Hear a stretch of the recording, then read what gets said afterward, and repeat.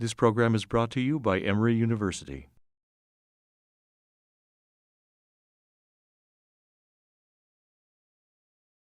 Good morning and welcome to Daylight Savings Time. I think most of you know that Emory and Georgia Tech have a joint biomedical engineering department. It's very unique in that it's shared by the two schools. It's also outstanding. It's I think currently ranked number one in the country and consistently has been in the top 2 or 3. This morning's speaker is Dr. Hee Cheol Cho, who is an associate professor, and he's in the biomedical engineering department and also within the Children's Research Center. His laboratory is across the nice bridge in the Coulter building, which is a beautiful facility. His topic, I think, is fascinating. He's going to be speaking about device-free cardiac pacing using gene and cell therapy to attempt to put our electrophysiologist out of business. Thank you. Thank you. I was given the opportunity to say what my title was, and then I realized, okay, it's daylight savings at 6:30 last week's time, and I thought at least I should make the title sexy so that people have some interest in coming. Thank you very much for this opportunity to share our research interests. I usually start by saying the heart is the most important organ in the body. You can live without the brain, you cannot live without the heart, and sometimes it stirs up a lot of emotion in different departments, but I think this is well received place. As an overview, I'm going to start talking about in a little bit more than 5 minutes about the cardiac conduction system and the pacemaking, and that's a topic that you are experts in. And I'll show you some data on how to create pacemaker cells in the dish and what we have done so far to bring that concept into a clinically relevant scenario of a cardiac pacing. The cardiac conduction system starts from the sinoatrial node, which harbors the pacemaker cells. And then it spreads around the atrial myocardium, arrives at the AV node, and with a little bit of delay that happens not by chance but by design, it spreads around down the His bundles and Purkinje fibers. One thing that you may have perhaps forgotten, and the number that I get still fascinated is that in the human heart, in mammalian heart, we have tens of billions of cells. The number of cells that we are born with, the pacemaker cells in the SA node, is less than 10,000. And those small, very rare, specialized cells dictate every and each heartbeat, and that still astonishes me. The cardiac conduction system, as we know of, was discovered in the backwards. So Dr. Purkinje anatomically identified the Purkinje fibers 100 years before my mom's birthday. And then Dr. His identified the bundles in the ventricular system. Tawara, when he was in Germany, identified the atrioventricular node in 1906, and the famous discovery of SA node by Keith and Fleck in UK in 1907. But that was anatomical discovery. The functional designation of the SA node as a pacemaking structure was in 1910. The cardiac conduction system, having a separate and very beautiful architecture from the muscle system, is similar from fish to rodents to human. And this is a zebrafish, 6 days after fertilization. And you know, one thing about the zebrafish is that you can see through during their early development, and you can actually see a single atrium, single ventricle, but it has a sinoatrial node ring here, about 60 cells, and then atrioventricular node ring. And that conduction system, as I mentioned, is similar in the fish and then in human. And okay, stop, go. The SA node, as I mentioned, is a very small structure. It has less than 10,000 pacemaker cells. the conduction velocity within the SA node is much slower than the conduction velocity that you would see in the atrial myocardium, ventricular myocardium. And that concept was known a few decades ago, and it was simulated by no other than Dr. Ron Joyner when he was here still working before his retirement, and have shown beautifully that that slow conduction velocity, a little weaker cell-cell electrical coupling, is the most important for protecting the pacemaker cells in the SA node from the hyperpolarizing atrial myocardium and allow the pacemaker cells to win over the small source-to-sink mismatch between the pacemaker cells and the atrial myocardium. The pacemaker cells look very different. They beat spontaneously and autonomously, and I'll show you that the mechanism by which that pacemaker cells fire all the time with no input from us is driven by two clock mechanisms. Before the advent of cloning, before we knew anything about calcium channel structures, sodium channel structures, people like Dick Chen and Rocky Cass, when they were doing very fine cellular electrophysiology, have found out that it must have two oscillators in cardiac pacemaking, and one driven by an external oscillator at the cell surface. And that would be ion channels that we know of today. And that external membrane oscillator goes in circles. The small surface membrane depolarization causes net outward current, increases the permeability, and permeability changes. The membrane potential repolarizes again, and that it induces inward net inward current, changing the membrane permeability again. So that goes round and round. And more importantly, they also predicted that there has to be an internal oscillator inside the pacemaker cells. And that internal oscillator, they predicted, among other things, may involve calcium ions. And that turns out to be exactly true. And the pacemaker cells in the sinoatrial node that we know of today are driven by two clock mechanisms: ion channels on the cell membrane, and then calcium handling proteins inside the cell that spritz little calcium ions from the sarcoplasm reticulum into the cytoplasm. And that happens even without the ion channels on the cell membrane. And Dick Chen has a famous himself, but has even a more famous brother, Dr. Roger Chen, who won the Nobel Prize for discovering and his work in GFP, green fluorescent protein. Arrhythmias, a topic that I do not have to dwell too much. Abnormally fast, abnormally slow heart rhythms. At the end, it sets up the stage for insufficient time for the mechanical events of ventricular emptying and filling. Cardiac output drops when the cases go downhill, the lungs become congested and circulation collapses. And it accounts for more than close to 500,000 deaths annually. And this figure, $3.1 billion paid to Medicare beneficiaries, are a figure that I had 10 years ago. So the numbers are much higher now. Now, what are the modern therapies for cardiac arrhythmias? We can have drug therapies, but it's variably effective. A drug can address one symptom, but it's bedeviled by proarrhythmic tendencies. You can burn ectopic sites using radiofrequency catheter ablation. It's potentially curative, but less reliable for more complex and more common arrhythmias like AFib. When all things fail, we have implantable devices. It's palliative for bradycardias. It could be life-saving for tachyarrhythmias.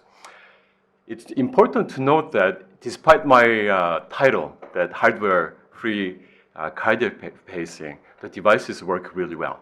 And we all know that, but it has some problems.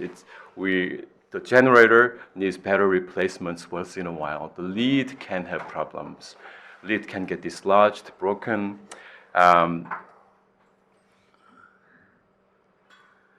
And the sheer number of ICDs that we implant per year in this country alone, about 300,000 new implants, and close to 800,000 implants globally. It has significant expenses. It requires lifelong commitment to repeated procedures, and complications with leads, the generator, or both gave us some motivation to come up with a different way to pace the heart. And that, and also there is a leadless pacemakers that our colleagues at Medtronic and St. Jude have came up with. When I gave a similar talk at Medtronic in October last year, I asked the question, so how can you take these things out after you implant? And they said, well, that is doable within the acute and subacute time frame, but not known later on. And there is about, in the ventricular cavity in RV, there is a room for about 2 of these leadless pacemakers that you can implant. And it's unfit for pediatric patients, as you see here. In the neonate, and in as the patients get older, the leadless pacemakers are still too big for the pediatric patients. And for these patients with congenital heart defects, such as complete heart block, or structural disease, such as ventricular septal defects, they often have complete heart block, and in those cases, you need pacemakers right away. And because they don't have enough room in the chest, the generator is usually inserted underneath the skin in the abdominal space. And it is not a transvascular pacing, it's epicardial pacing by opening the thoracic cavity. The batteries run out fast. In the span of the first 10 years of these patients' life, if they survive, you have about 2 to 3 to up to 4 times of generator change. And colleagues tell me that for each generator changes, the risk of infection is high. And because after a few years, the lead cannot come out, treating the infections is a larger ordeal for pediatric patients. All these things motivated us to come up with biological pacemaking concept. What would be the potential advantages of biological therapy? Well, the pacing cell, heart with cells and genes. The cells are microns big. Genes are microns, millimeters big. So it's the nature's nanoparticles and microparticles. So it's and using transvenous catheter injection, you can localize these therapies into a spot that you want to deliver. And from the first principle, because these are cells and genes, the therapeutic action may be responsive to endogenous signal transduction, such as autonomic regulation. I'll show you some data in regards to that in our large animal studies. And we have developed these things, biological therapies, as a way to avoid all implantable hardware. And another thing that's very important that I didn't realize when we were studying this topic is that the reversibility of the therapy is very important for patients who may not need this anymore, or for when biological therapy doesn't work the way we anticipate to. Then you can go back with the radiofrequency ablation catheter and ablate the spot that you have injected. So, and that was exactly what we have shown in our PIC studies as well. There are 3 different ways to create biological pacemakers, and there are the ion channel based, the first one, and then stem cell based, the second one, is the ones that I'm going to dwell just briefly, and then I'll spend more time in the reprogramming strategy.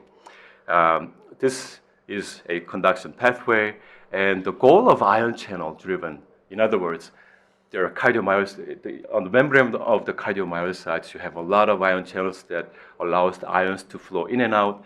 And the goal of ion channel therapy was to convert an action potential that is seen in the ventricular or the atrial myocyte into something that looks like the SA node pacemaker action potentials, which is very easy to do on a PowerPoint slide.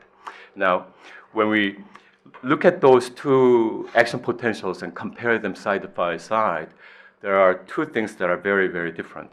Number 1, the atrial and ventricular action potentials have something called resting membrane potential. So in between the heartbeat, they come to a complete rest, a flat membrane potential voltage at around minus 90 millivolts, and that's dictated by the Nernst potential for the potassium ions.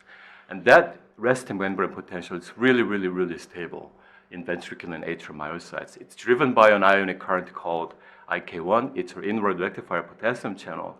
And a paper that was published back in 2002 by Eduardo Marban and et al., when he was the chief of cardiology at Hopkins, and who was my mentor of 12 years when I studied my postdoc in Baltimore, published in Nature with a single figure how to make a ventricular myocyte fire spontaneously, like a pacemaker cell action potential. And all he did was to use a dominant negative mutant ion channel.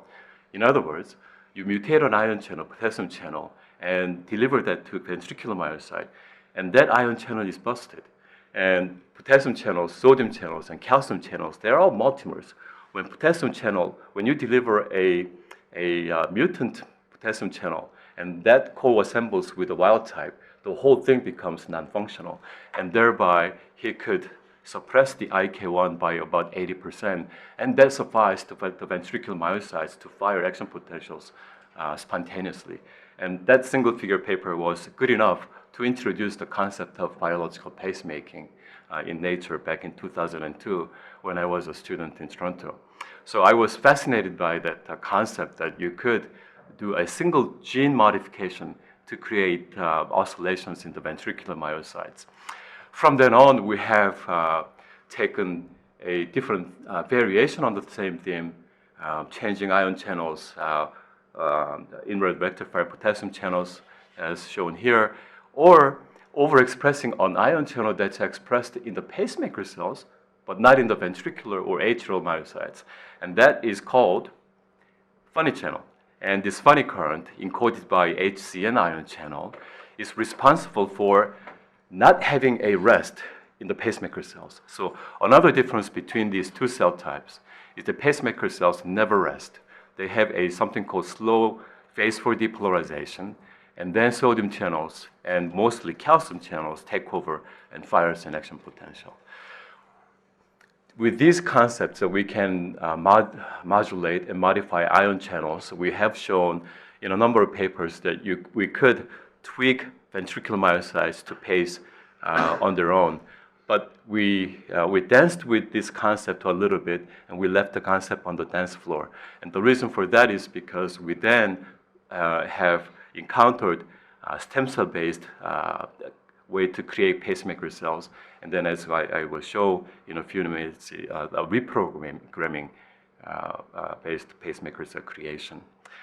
The stem cell-derived pacemaker cells, this is actually not too difficult. And by 2002, 2003, the first embryonic stem cell that was derived by Jamie Thompson from Wisconsin have taken the whole world by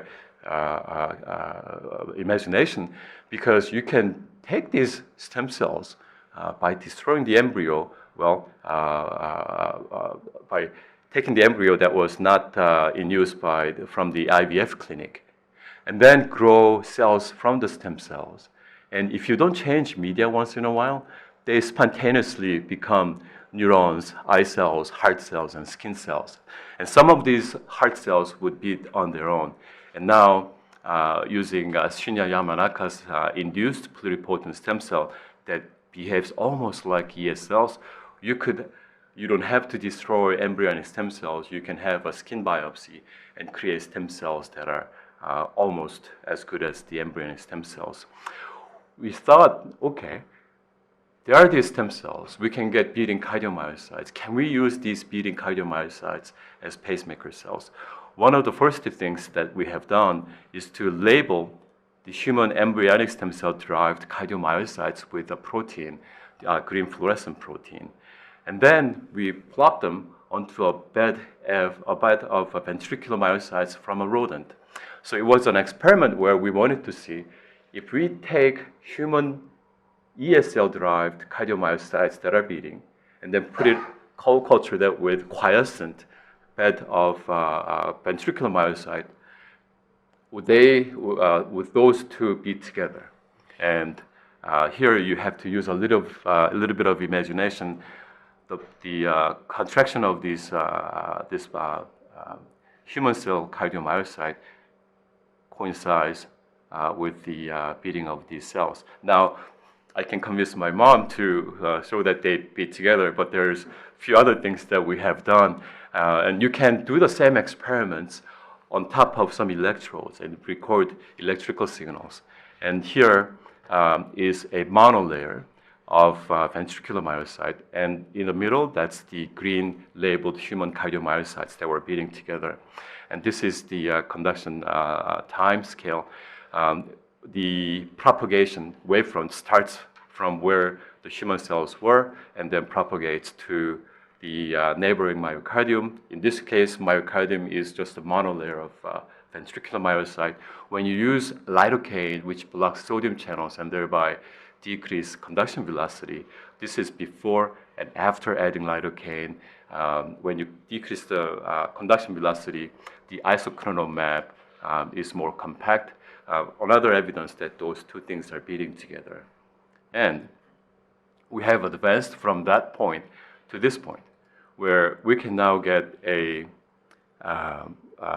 bed of spontaneously beating human cardiac myocytes that we are about this good. And Dr. Chun-Hee Soo, who's sitting over there, is an expert in getting cardiomyocytes, human cardiomyocytes, from human iPS cells that you would take from patients' skin biopsies. So the field has advanced from demonstrating that we can do these things. We can take stem cells to cardiomyocytes and take these cardiomyocytes and use them for biological pacemakers or for cardiac regeneration, to getting cardiomyocytes up to 95, 98% efficiency, purity in the lab, in the dish. This is one area of research that we are doing, and I'll show you in the last slide that now we have found a way to tell these stem cells to go and become ventricular myocytes or atrial myocytes or pacemaker cells using vitamin A signaling. I won't be showing any data for that, but I'll be more than happy to tell you more about it after the talk.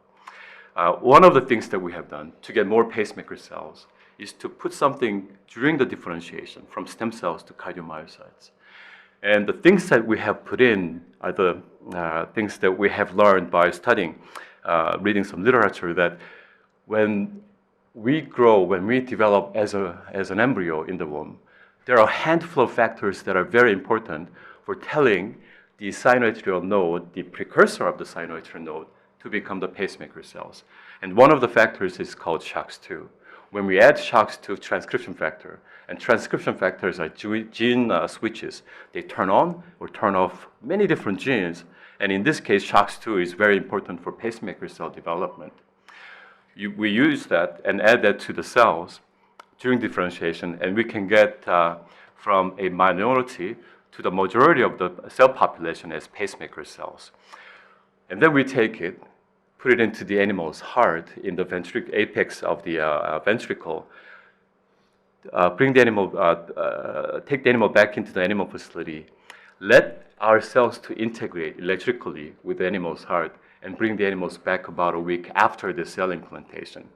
And one way to look at whether the cells that we injected would pace the animal's heart or not is to harvest the heart and perfuse it with a physiological solution called thyroid solution, and then map the heart. And there's a technique called optical mapping, where you add some dye to the heart and you use just a camera to look at how the dye propagates, and dye fluorescence of that dye is a function of membrane potential change. So by looking at where the dye and fluorescence starts and propagates, you can see where the initial beat comes from. Control animals that were injected with cells by naturally deriving these cells into cardiomyocytes were not being paced from those cells that we are injected. We injected the cells right here, and when you look at the propagation, it was coming from the side of the heart, meaning that it was antegrade ventricular to sort of AV node to the bottom of the heart. Now, the animals that were injected with the cardiomyocytes that had a lot of the SHOX2 expression And the majority of those cardiomyocytes were pacemaker cells, and we injected around here, and that was a suture that we tied right by the injection site so that we can identify where we injected after about a week of the cell transplantation.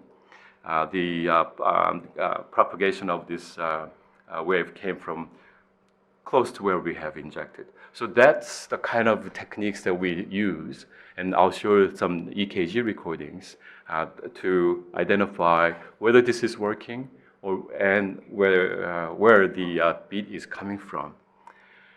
And the reprogramming.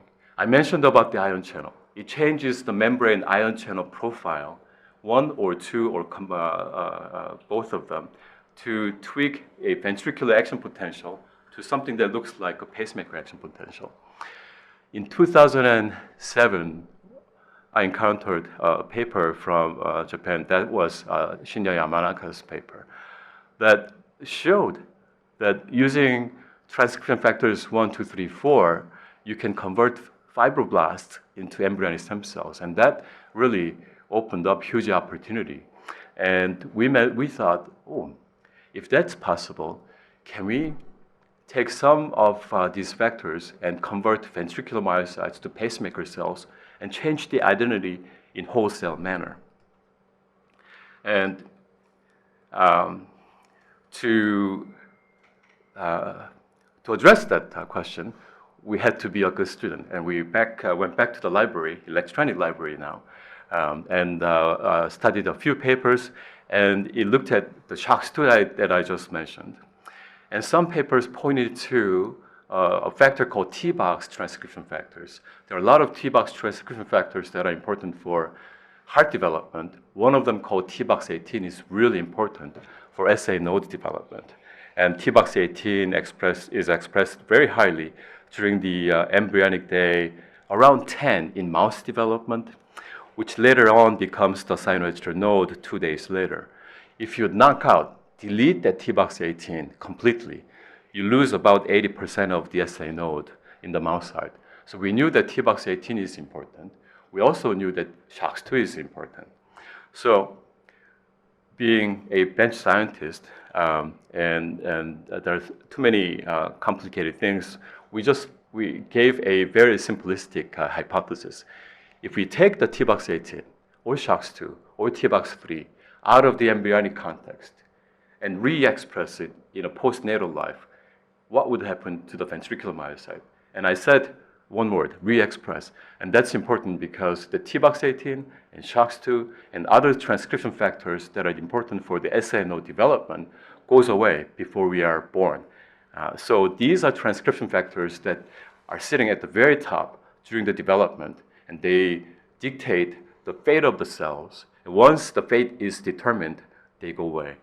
And with that in mind, we had a simple system, and this system utilizes cells that we derive every week now in our lab. We get baby rats and harvest the cardiomyocytes from the baby rats and plate them. The reason for using the baby rat is because if you take adult cardiomyocytes and want to study them over a few days in a culture, you can culture them. It's almost an art. When I was a student in Toronto, I read 3 papers written by Peter Call when he was in UK. And he was the magician who was able to culture cardiomyocytes for about 4 days from the adult ventricle. And that's how long you can culture with cardiomyocytes from the baby neonatal animals. You can culture them for about a week to 2 weeks. So that's the system that we have. It's ventricular myocytes. And then we added genes one by one and screened. We screened more than what we show on this for our studies: SHOX2, T-box 3, T-box 5, and T-box 18. Those 4 factors are known very well to be very important for the SA node development. T-box 20 is important for ventricular myocardium development.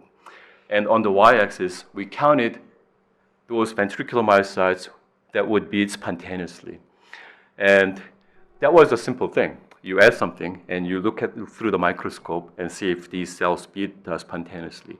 I mentioned that these are neonatal ventricular myocytes.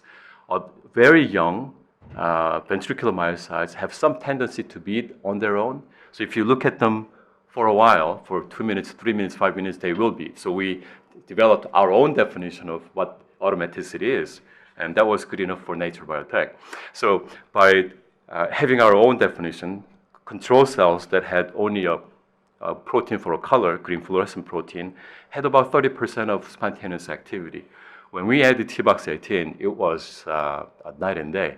We were surprised how good that was, actually, because we didn't imagine that a single factor would be able to convert a ordinary ventricular myocytes into a spontaneously beating one. That was 2012, 2013, about 90% efficiency. Now our efficiency is close to 100% because we have learned that this factor is too strong, that if we add too much, then we end up killing the cells. So we toned down in the dose of the virus and got even better. I mentioned that in the SA node, the conduction velocity is actually slower than the atrial myocardium and ventricular myocardium, and that's by design, not by chance, that having a slow conduction velocity in that small area, I'm going to go back, I'm sorry. In that very small, this is about 2 millimeter from one end to the other end, dissected out sinoatrial node from the adult rat, and the conduction velocity, and this is spontaneously, you can dissect it out, load some calcium dye, and visualize each and every heart SA node beat using the calcium dye as a marker. This is a small node, and again, it has less than 10,000 pacemaker cells that drive each and every heartbeat. The conduction velocity and the slow conduction velocity in the heart SA node is important because if these cells are well coupled and have very fast conduction velocity, then the atrial myocardium has around -80, -90 millivolts of resting membrane potential, and they will clamp down on the pacemaker cells' tendency or desire to pace the heart.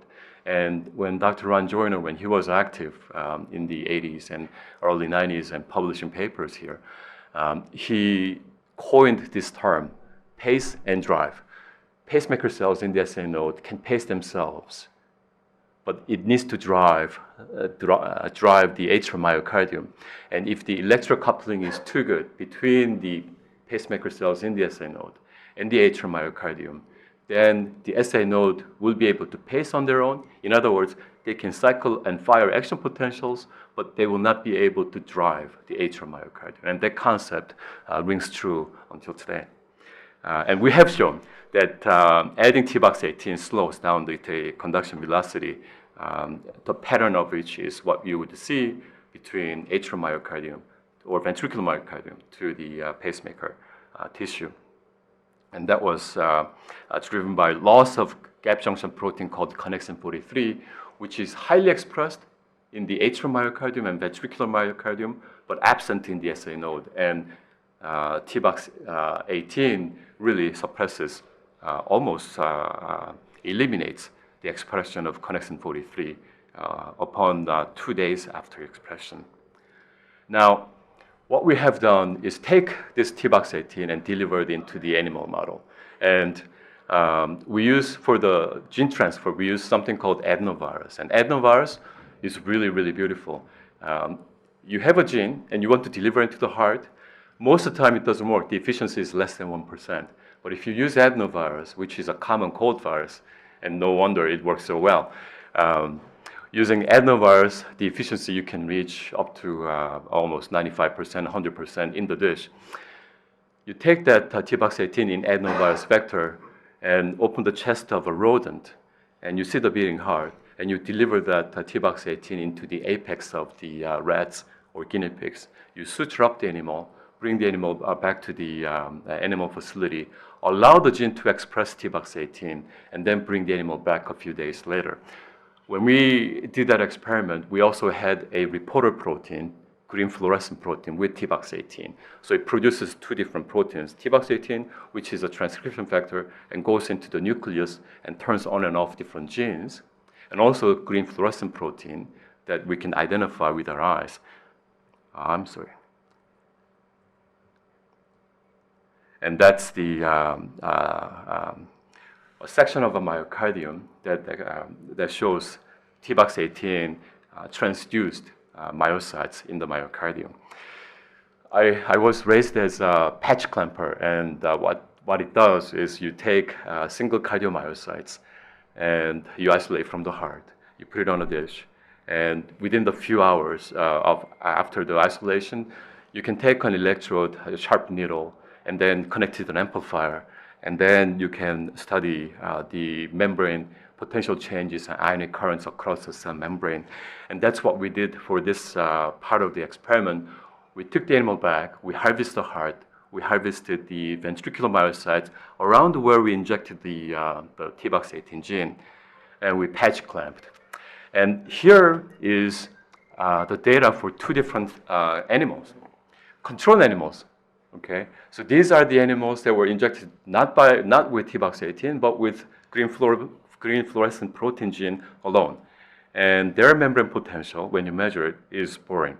It stays flat, not change, until we give a little bit of depolarizing current, positive current. Then it fires an action potential, and it comes back. This is a expanded time scale of the same cell. You isolate the cyanoatrial node from those animals and get pacemaker cells, native pacemaker cells from those animals. So then you can record the action potentials from those animals.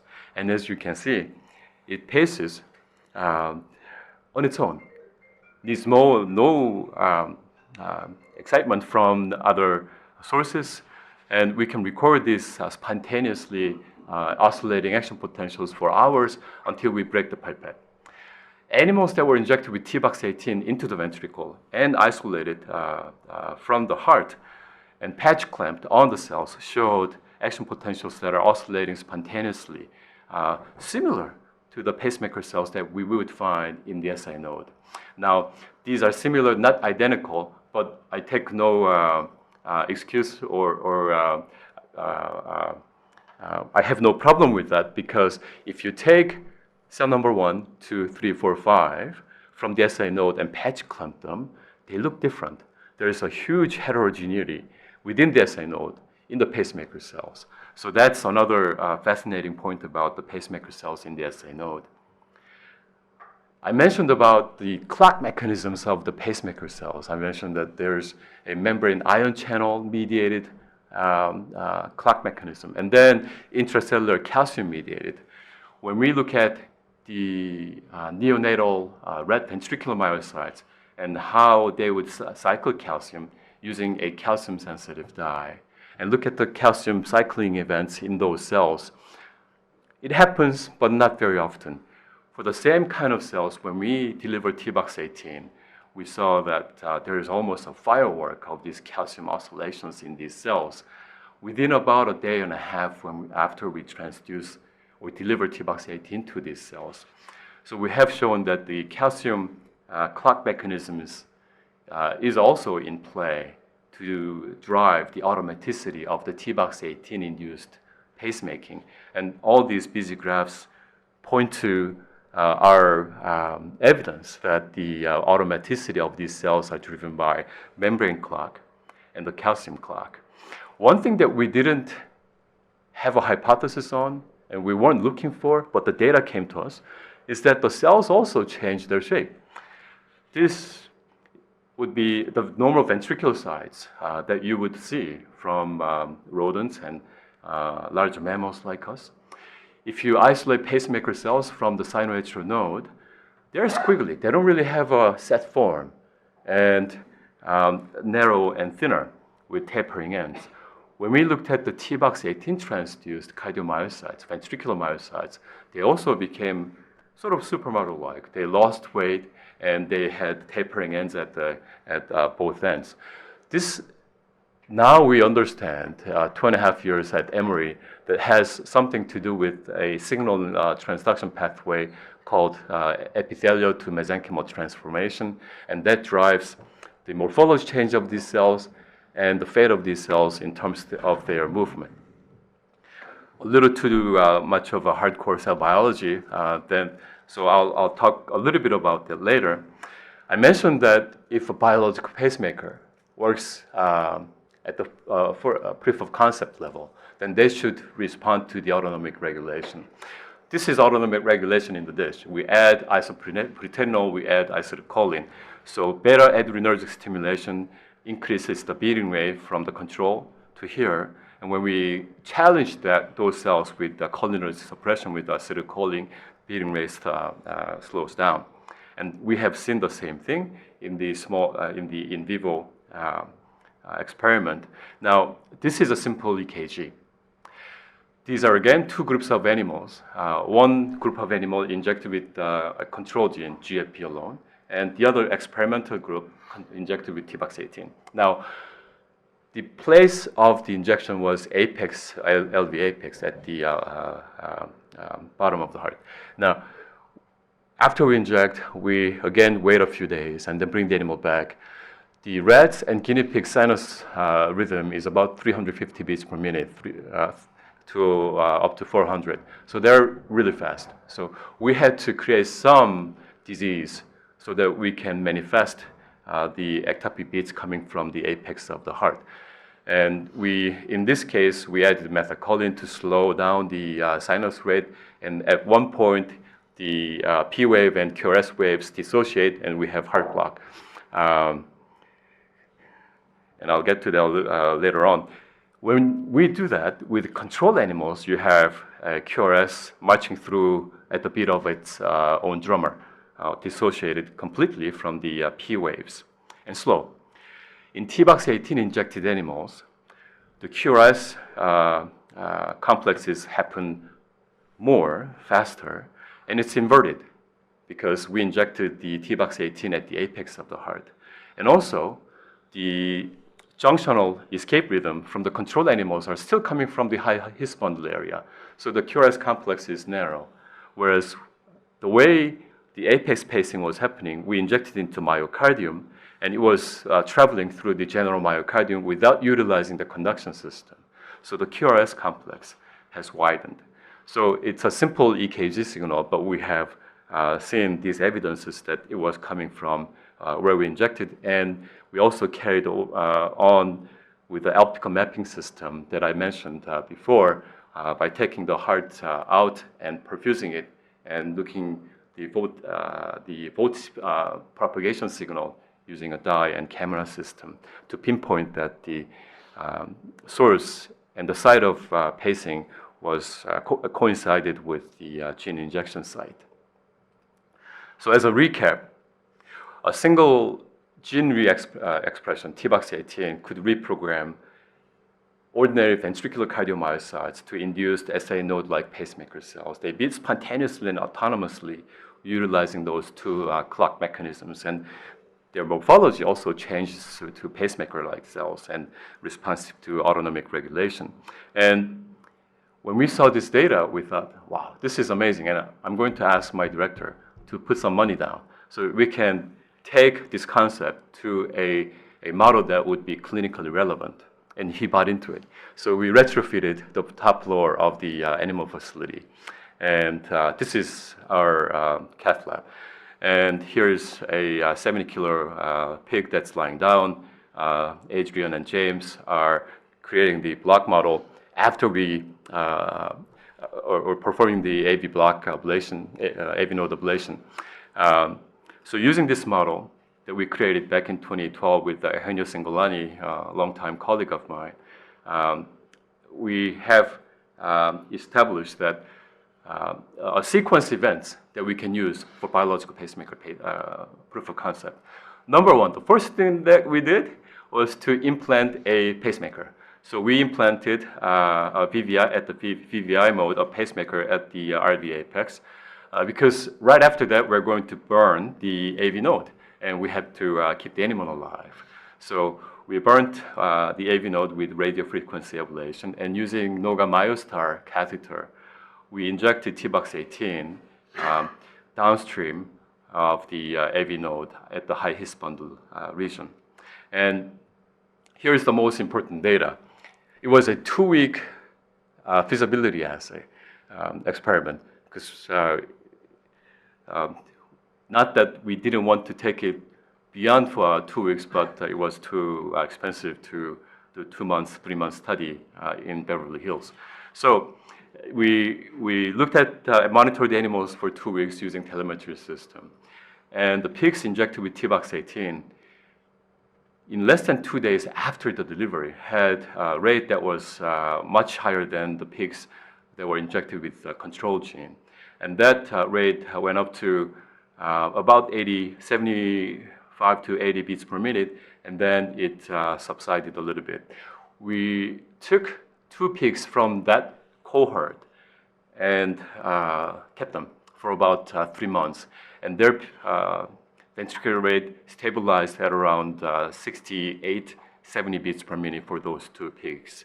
Another thing that we find is very encouraging is that for those 2 cohorts, the controls had pacemaker, electronic pacemaker utilization rate of about 40%, whereas the T-box18 injected pigs had less than 5% of the device pacing during the study period. We also wanted to ask how they were feeling, and there are different ways that that could have been done. The ways that we have tried didn't work to encourage them to walk around. So what we have done is utilize a telemetry system that already has accelerometer, which is part of your smartphone, that will monitor the activity of these pigs. And it's basically taking a vector from XYZ time point 1 and time point 2, and you calculate the vector. The mean activity of T-box18 pigs were higher than the control pigs. When they were moving a lot in a burst of activity, they lasted longer, and they took a shorter break between those bursts of activity. So here's the last data slide, where we also looked at the 14-day end of the study period. We wanted to see where the pacing was coming from. For most of the pigs that were paced by the control pigs that were injected with the GFP gene alone, these pigs were paced on day 1 and also on day 14 from the RV apex area. T-box18 pigs, they were paced at the RV apex area with a device on day 1. This is the day that we just delivered the T-box18 gene at the high His bundle. And on day 14, most of these pigs were being paced from the side of the heart. Now,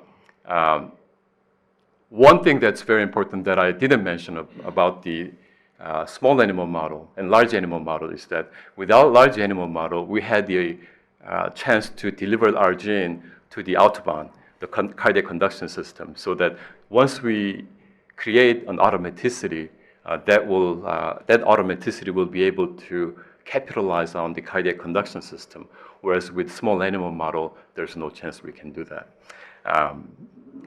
So in this porcine model of complete heart block, we demonstrated that reprogramming induced biopacers can work in a clinically relevant model.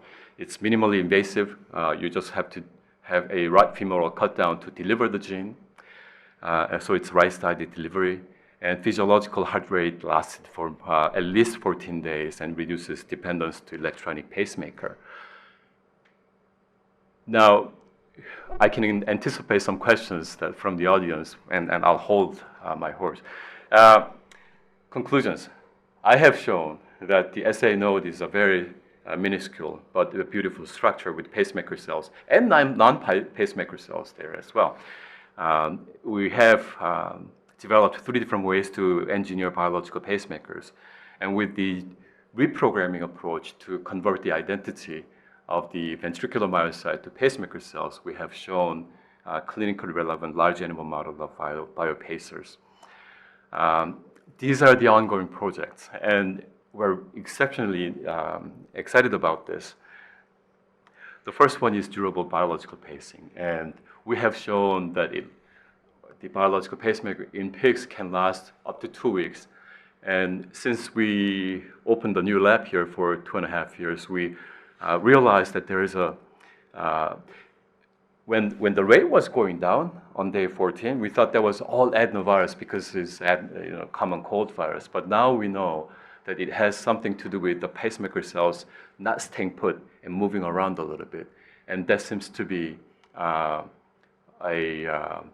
theme in the embryonic development as the cells are developed and home into their final home destination. They have some ability to move. And when we shut down that movement, and that movement is mediated by EMT pathway, we preserve the pacing, but we make the pacemaker cells to stay put. And that's being spearheaded by Dr. Jun Lee. And I mentioned about the small animal model using methacholine to create heart block. Dr. Namgyun Kim, he's a pediatric cardiologist who signed up for 8 months, and I convinced him to go longer for another 2 years, and he signed. And he is very talented because he created a small animal rodent model of complete heart block that's stable for 4 weeks, 6 weeks, 8 weeks, and we monitor that with a telemetry system. A simple electrocautery mediated burn of the AB node drops the heart rate of the rats from 350 to 140, and the rats can survive that way. So we're very excited about this animal model. Tunable biological pacemakers. This is a little premature, but we are. It's difficult for me to fall asleep because now we have found a way to set these biological pacemakers at a rate that we want, at 60, 70, or 80 beats per minute, or 140 beats per minute. That would be custom tailored for pediatric patients. That would be Jun Lee and Michael Sayeg, a MD PhD student. And David Wolfson is a PhD student. And what he's doing is finding tissue engineering method to relay signals from the atria to the ventricles. In this way, we will not be creating a new biological pacemaker. If the sinus rhythm is fine and AV node is the only problem, then we would like to deliver that signal and with a little 150 milliseconds of delay. And we have shown this concept in JACC in 2015 that we can construct an array of cardiomyocytes and put it in a tissue construct, and then crazy glue that one end to the atrial myocardium, the other end into the ventricular myocardium, and the electricity travels from along the tissue construct. David Wolfson is creating that and also using genetic approach to manipulate it so that it will be a one-way from A to B, not retrograde conduction. All these things, engineering approaches to fix bradycardia, is possible only because we are even more interested in the biology and fundamental concepts of cell and electrophysiology. And Dr. Jim Magoo, who is in audience here, is looking at the metabolism of pacemaker cells. One thing that has been known a little bit in a cursory manner is that these pacemaker cells are a little different from ventricular myocardium and atrial myocardium. When the general myocardium loses oxygen, we have about a few minutes to resuscitate that. Once we lose those cardiomyocytes, we're done. That's the tenets of cardiology, I'm learned. Now, pacemaker cells, if you cut off the oxygen, they can still beat for about 30 minutes in completely anoxic condition, and beat away for about 40 minutes, 1 hour. You add oxygen again, they come back, and they recover. And that metabolism is fascinating, that they can utilize anaerobic glycolysis in the case of severe crisis. And perhaps that's how we have evolved over the many tens and thousands of years, that there is a safety mechanism when we have low oxygen. And that's what we are studying. And we also continuously learn from the embryonic and postnatal life of heart development, especially the SA node. And Natasha Fernandez, who is a research specialist and lab manager of our lab, is everything beyond that role. She has a lot of insights and experience in cardiac development that supersedes my knowledge, and had done and studying that biology there. So my role is a cheerleader for all these great scientists in our team. And one great thing, as mentioned at the beginning of the talk, is here at Emory, the cardiology here, and the pediatrics, and then biomedical engineering, which is a joint program between Emory and Georgia Tech. There's no shortage of gray matter to work together, and it's exceptionally fun time. And I can't imagine, I think of more fun time for me to do research and come up with novel ways to do translational biology. Thank you for your attention.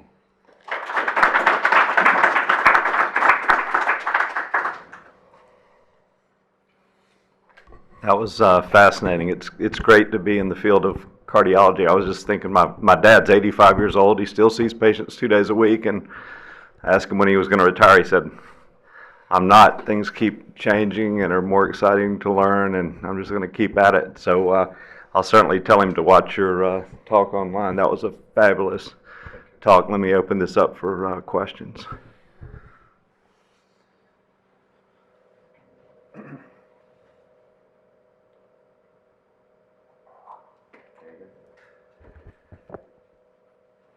The scourge of adult electrophysiology is atrial fibrillation, and I was interested to see that you're looking at conduits as well as automaticity, because one of the fundamental causes of atrial fibrillation is uncoupling that occurs in working atrial myocytes. And the gap junctions are very complex structures, but is there a control gene like for automaticity that might be introduced to enhance cell-to-cell coupling? And is that part of what you're doing in the conduit work that you mentioned?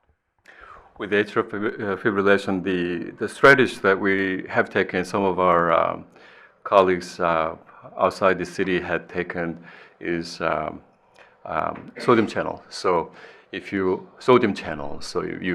overexpress sodium channels in the atrial myocardium, make the action potential to fire much faster, and then speed up the conduction velocity. That seems to be effective in the dog model that Michael Rosen has shown from Colombia. And so that ion channel perspective is, I think, very effective. What we are interested in is looking at the other way around and see what the etiology of that AFib is. And I mentioned that T-box18 and other T-box proteins and genes that are really important for the automaticity of the SA node. And some of these proteins are re-expressed in AFib. So, and you don't want that. You don't want to have a lot of these automaticity inducing proteins popping up in the general myocardium in an uncontrolled manner. So we are in the process of getting some patient samples and look at the re-expression of embryonic factors that are important for automaticity, but coming up in the AFib. So that may lead us to non-ion channel mediated, but transcription factor mediated therapies.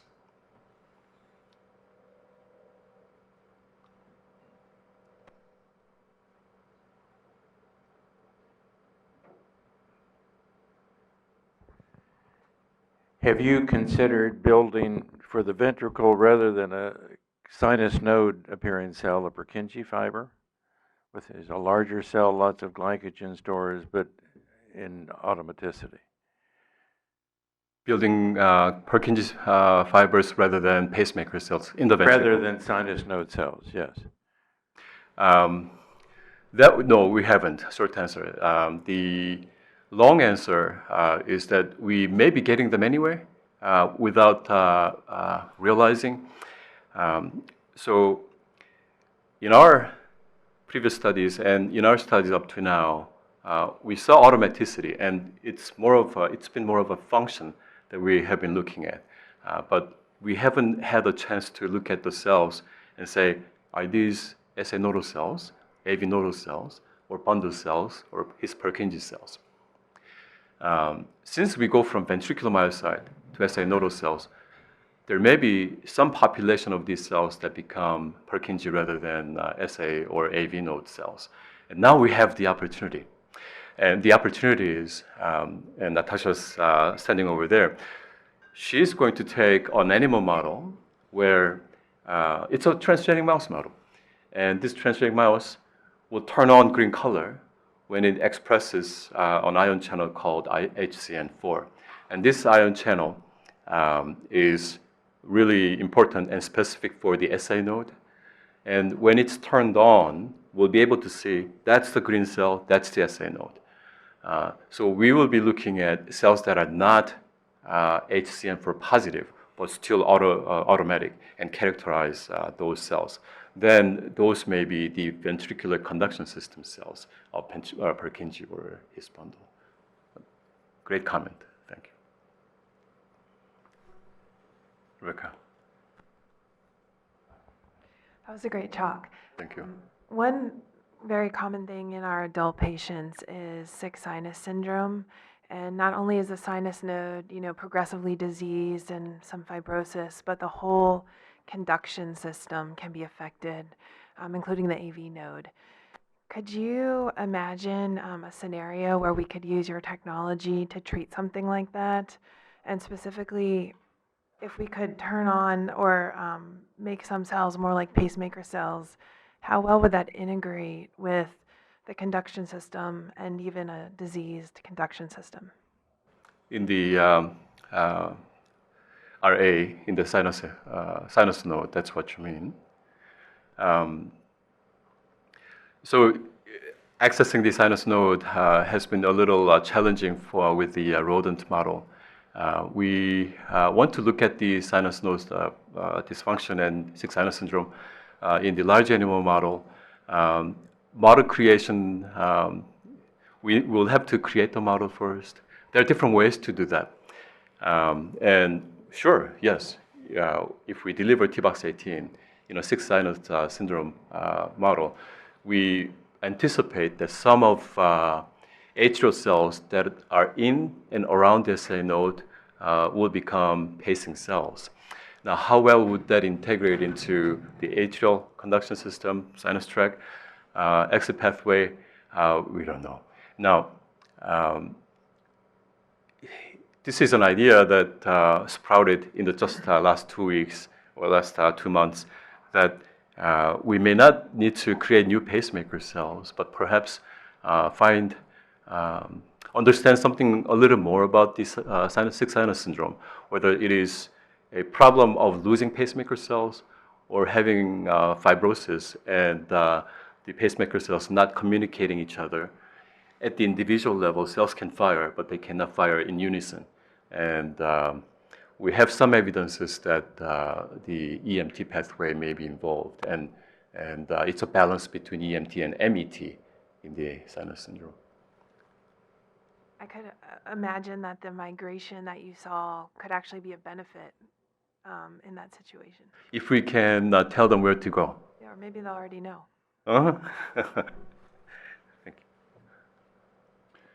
you. Just a thought about your model for the sinus node. There's a blood vessel that goes to the sinus node. I'm just thinking it'd be interesting, not in a rodent, but perhaps in a pig, to do ablation with some chemical like alcohol to knock out the sinus node. I don't know if you can do this, but absolutely, might be worth taking a shot. Yeah. Right. Yeah. Yes. Thank you. That's the that would be the first line of experiment they will do.